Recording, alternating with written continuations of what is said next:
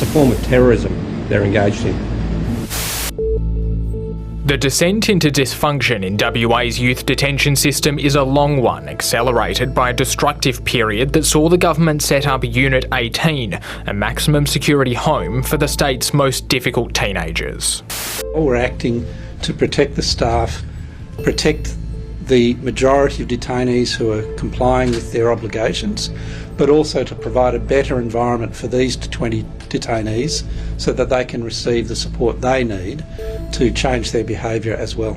Those individuals are disruptive, violent and complex and challenging.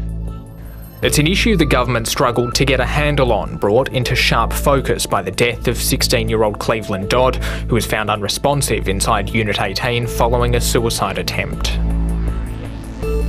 The reason the Aboriginal Legal Service wrote to the Department of Corrections about this young person was that we were deeply concerned about his mental health deteriorating as a consequence of him remaining in Unit 18. There's nothing in that letter that was new.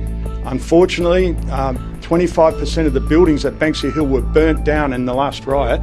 It leaves us with no choice at the moment. We don't accept that Unit 18 meets our standards for care and safety, but it's a necessary evil at the moment while we continue to go about developing the plans for the new infrastructure and reconfiguring the services and the model of care.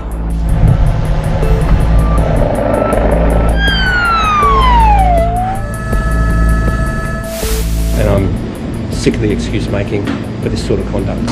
Any questions?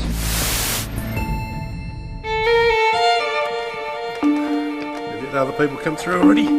There are plenty from those who know the system inside out. Great. I'm asking this question on behalf of the family of Cleveland Dodds. Why did the departments not tell the grandmother or the mother that they were transferring him from the Banksia Hill to Unit 18? When we wrote our letter expressing our concerns for Master Dodd, why did you not respond to that letter? When will the state government invest in a whole of government policy to reduce children going into detention? The management, the bureaucrats, the government officials, they are not listening, they are not hearing. Why are the children coming out of Banksia Hill worse off than what they were when they went in?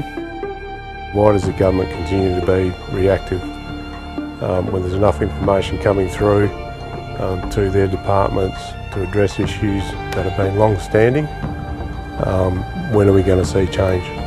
Why aren't they working with the organisations more on the ground who are bringing together solutions and need investment in those solutions in towns like Derby, in towns like Geraldton? The solutions will lay within the community.